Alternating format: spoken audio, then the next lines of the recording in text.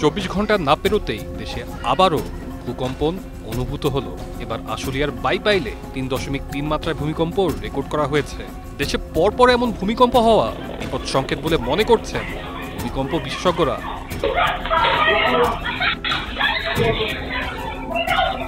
শনিবার 22 নভেম্বর সকাল 10:36 12 সেকেন্ডে ঢাকা অদূরে সাভারের আশুলিয়ার বাইপাইল এলাকায় এই কম্পন রেকর্ড করা হয়। এবারের ভূমিকম্পের উৎপত্তিস্থল নরসিংদীর পলাশ উপজেলা। ভূতত্ত্ববিদরা বলছেন 7টি প্লেট এবং অসংখ্য ছোট ছোট সাবপ্লেট দিয়ে তৈরি পৃথিবীর ভূখণ্ড। এগুলো নরম পদার্থের উপর ভাসছে।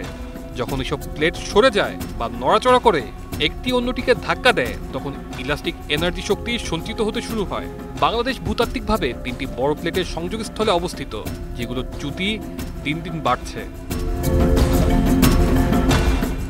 বিশেষজ্ঞরা বলছেন সঞ্চিত শক্তি যখন শিলার ধারণ ক্ষমতা পেরিয়ে যায়, তখন সেই শক্তি কোনো বিদ্যমান বা নতুন ফাটল দিয়ে বেরিয়ে আসে, আর ঠিক তখনই ভূপৃষ্ঠে কম্পন তৈরি হয়।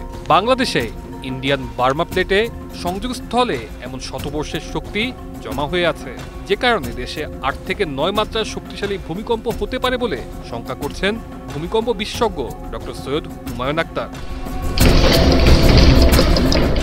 পূর্বে অবস্থিত বার্মা প্লেট ও পশ্চিমে ভারতীয় প্লেটের সংযোগস্থলের উপরের ভাগটি অর্থাৎ সুনামগঞ্জ থেকে শুরু হয়ে পূর্বে মণিপুর ও মিজোরাম পর্যন্ত অঞ্চলটি লকড হয়ে আছে, যেটি এখন ধাবিত হতে শুরু করেছে।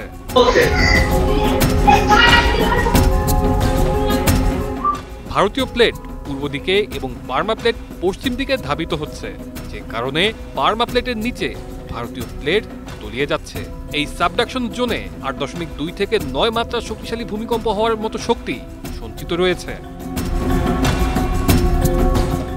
ভূমিকম্পে বাংলাদেশের কোন কোন অঞ্চল বেশি ঝুঁকিপূর্ণ, এই প্রসঙ্গে আবহাওয়া অধিদপ্তরের ভূমিকম্প পর্যবেক্ষণ ও গবেষণা কেন্দ্রের প্রধান রুবায়েত কবির বলেন, দেশের আর্থকোয়েক রিস্ক জোনের মধ্যে উত্তর পূর্বাঞ্চল সবচেয়ে বেশি ঝুঁকিপূর্ণ।